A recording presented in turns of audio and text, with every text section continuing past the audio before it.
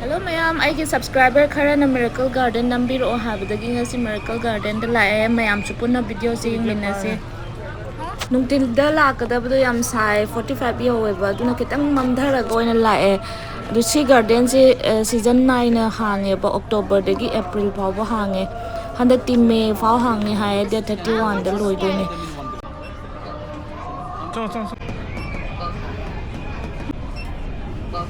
Thank you.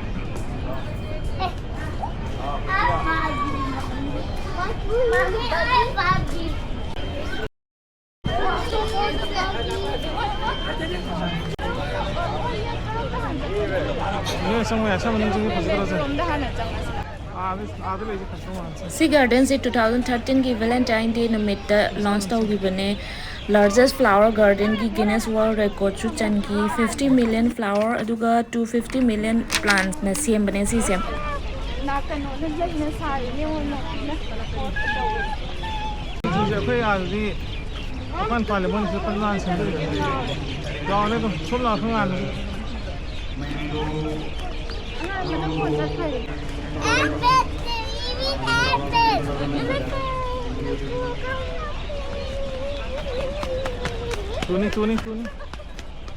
Dubai da laklaga Miracle Garden yauramdradi mapong phadena ayamba misingna hainai laamba misingduna adu aina ahamba lakpadadi sigi ticket se 2580 orambane hojikti 180 oigre aduga chahi ahungi makhada laiba angangsingna free ne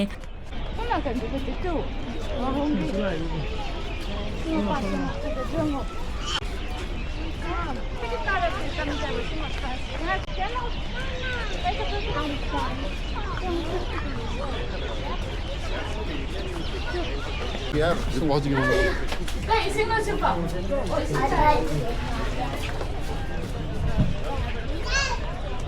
C'est pas loin là. Satu meamas.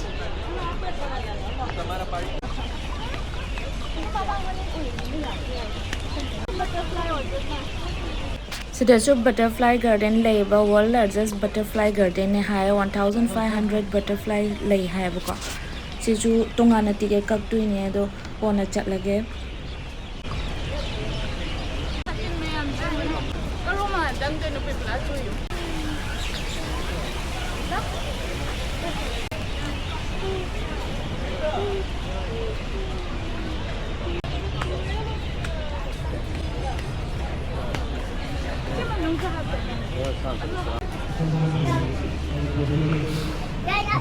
Sab fajana photo number reels number gi damakta di nungthil da lakpane hena phajai aduga lai phajaba light ki mangan naga thakto oga phajaba setting mayam do adu di nungdang da hen phajai bako aduga sakti khara sengna udare nungdang da number sa adu jo lai phajara lor aduna akhoi sandhya da la e khara inge si matam jina adu weekdays da la aga di khara ko memi se weekend la adi mi khara chille ba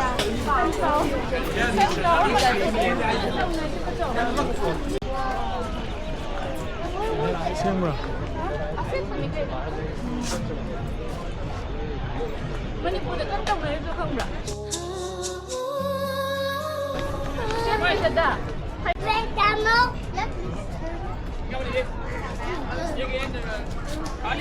Let's go up, mommy. Let's go up.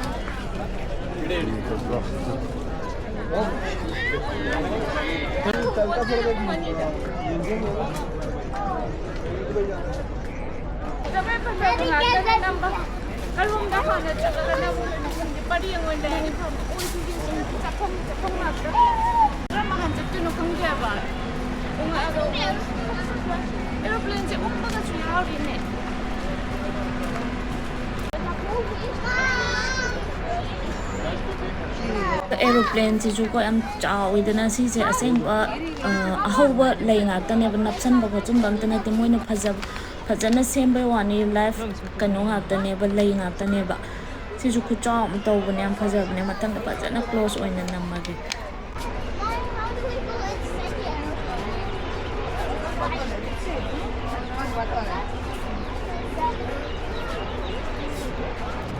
Luhan.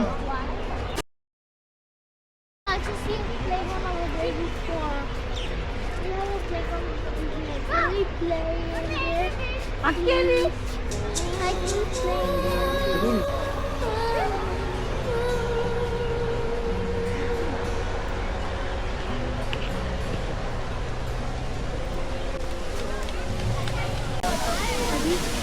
तो full race ना करना इसे तुम खोले नहीं wait Atopa world record crash uchangi world largest vertical garden aduga Airbus A380 biggest flower structure in the world adagi the longest flower wall 1 kilometer sangba 22 million flower na semba wall sangba haitare adusu world record changi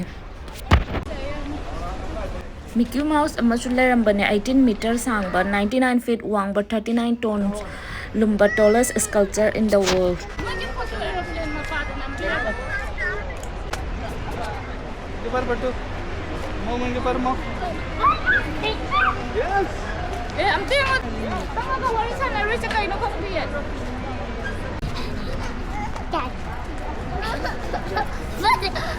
bubbles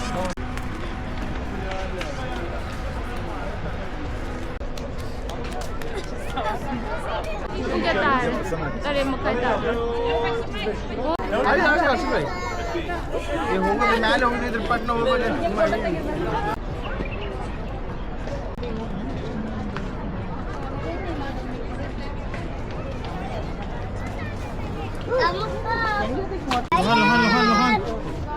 Lohan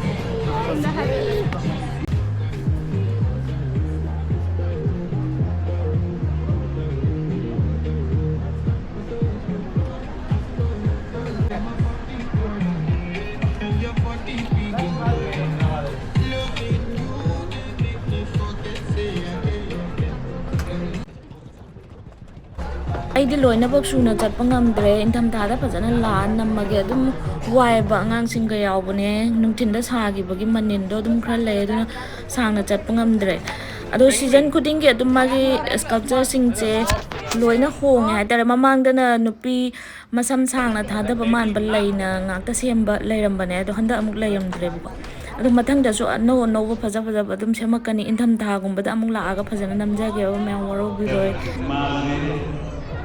Ini nunggang dala pasi bawa saya. Saya nak sebentar.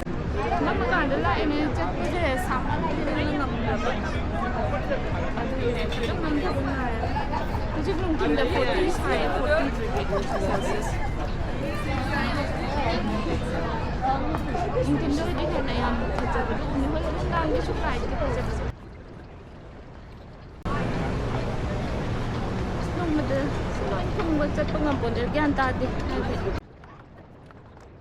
Wala yan. Kung wala pa nga po, nakikakara ko. Sevgi po, yürü. Ah, Melek de geliyor.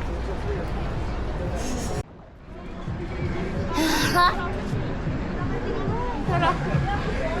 Hello. Dad, I don't feel it.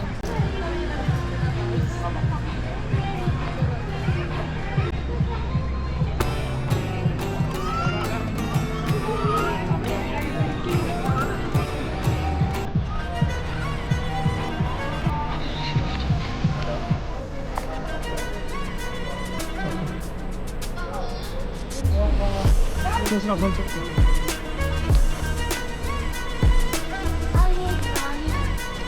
Sini kali ni.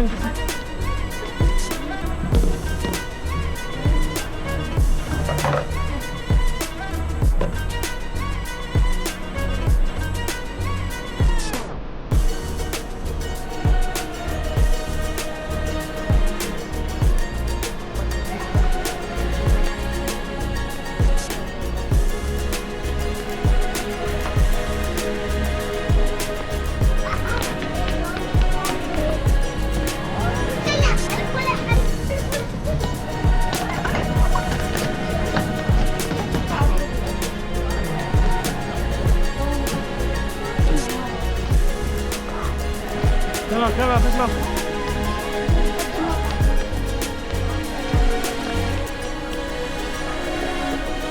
This one. Tengo jaco, ¿no ves?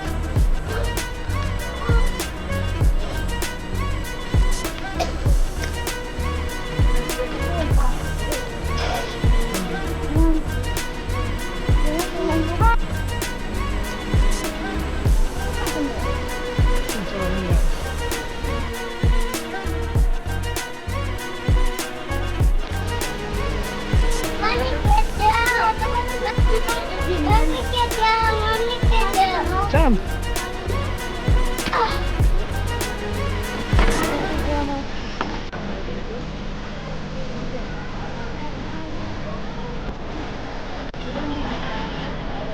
That's like Valentine.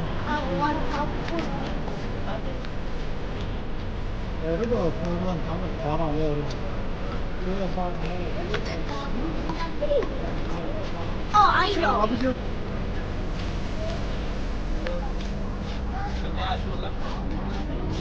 차에서 왜 잡혔네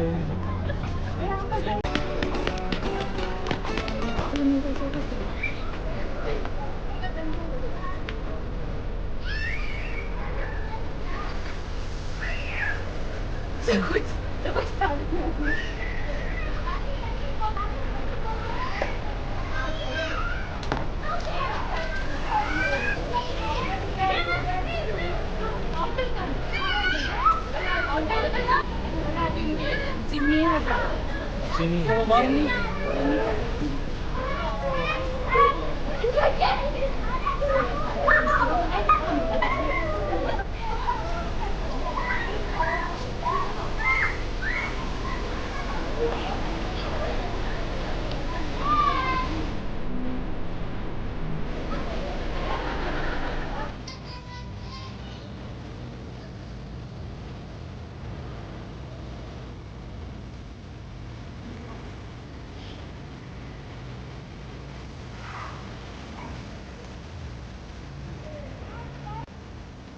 Mommy, I cannot see your leg. I didn't see your leg. Can I go a little bit down?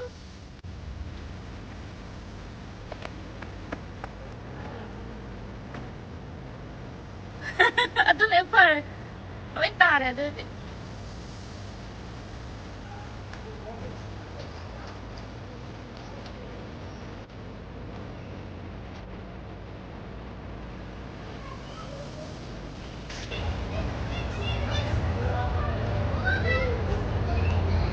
Bye. Bye-bye. Video se loi fawa yengbibagidamak mayam punamak puthagachari. Thank you so much. Matanggi video da amuk thengnarase. Bye bye.